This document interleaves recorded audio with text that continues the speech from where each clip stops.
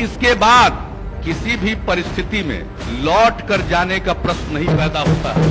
हम रहें या मिट्टी में मिल जाए, रहें या मिट्टी में मिल जाए, आप लोगों के साथ अब कोई समझौता भविष्य में नहीं होगा।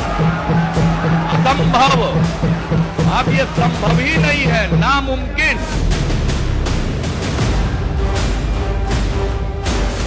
नीतीश की ये भीष्म प्रतिज्ञा रिकॉर्ड में है। रहें या मिट्टी में मिल जाए, आप लोगों के साथ अब कोई समझौता भविष्य में नहीं होगा।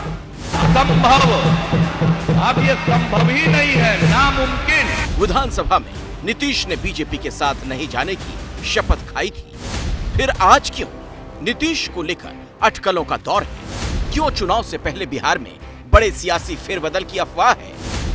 जो नीतीश कुमार मोदी के खिलाफ विपक्ष के गठबंधन के सूत्रधार हैं, उन्हें लेकर सियासी गलियारों में ये सरगर्मी क्यों है? इसकी वजह समझिए। पटना में नीतीश कुमार दीनदयाल उपाध्याय की जयंती समारोह में पहुंचे। दीनदयाल उपाध्याय जयंती समारोह में जाने के लिए नीतीश हरियाणा के कैथल में हो रही रैली में नहीं गए। कैथल की रैली में विपक्ष के दिग्गज चेहरे थे, लेकिन नीतीश ने विपक्ष के मंच पर जाने की बजाय बीजेपी के पितृपुरुष दीनदयाल उपाध्याय की जयंती में जाने को प्राथमिकता दी। जो चीज पहले से सरकार की तरफ से तय किया का विरोध, तो सब लोग आते हैं भाई जयंती के समारोह में, सबकी इज्जत करते हैं ना। ये पहली बार नहीं जब नीतीश के बीजेपी से सुधरते रिश्तों की चर्चा हो रही है। 9 सितंबर को नीतीश G20 के भोज में शामिल हुए थे। यहाँ पीएम ने उनका गर्मजोशी से स्वागत किया। 16 सितंबर को बिहार दौरे पर पहुंचे गृह मंत्री अमित शाह नीतीश को लेकर नरम दिखे। 16 सितंबर को ही नीतीश ने इंडिया गठबंधन की तरफ से पत्रकारों के बाइकॉट की जानकारी होने से इनकार कर दिया। इसीलिए अफवाहों ने जोर पकड़ा, लेकिन नीतीश कह रहे हैं इन अफवाहों में कोई सच्चाई नहीं है।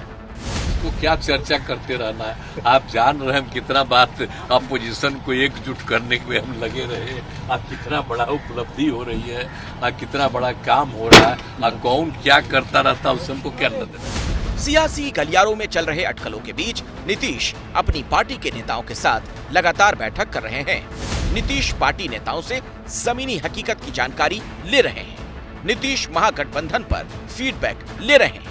पार्टी संगठन को मजबूत करने पर जोर दे रहे हैं। नीतीश ने अपने नेताओं को चुनावी तैयारी में जुटने का संकेत भी दिया है। इन हलचलों से कयास लगाया जा रहा है कि नीतीश कोई बड़ा सियासी कदम उठा सकते हैं।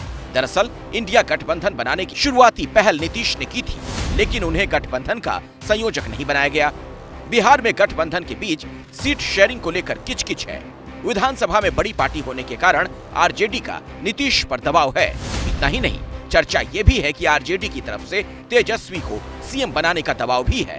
उपाध्याय जी को माल्यार्पण करने कम गए हैं, वो आरजेडी को डराने ज्यादा गए हैं, महागठबंधन को डराने गए हैं कि तुम अभी तक मुझे संयोजक नहीं बनाए हो। वो अब नाक भी रगड़ ले तो भी बीजेपी का दरवाजा उनके लिए बंद हो चुका है। हम क्यों उनका साथ है? उनमें बचा क्या है? उनमें ताकत क्या बची है? 2 वोट तो ट्रांसफर करने की क्षमता नहीं है। अब तो वो एक राजनीतिक बोझ हो चुके हैं। बीजेपी की ओर से रास्ता बंद है। सच ये भी है कि 2014 में अपनी भीष्म प्रतिज्ञा के बाद नीतीश 2017 में बीजेपी के साथ चले गए थे। कभी बीजेपी को मजबूत करने वाले नीतीश अब फिलहाल मोदी विरोधी मोर्चा बनाने का दावा कर रहे हैं। इसीलिए नीतीश का अगला दाव क्या होगा, इसका इंतजार सभी को है।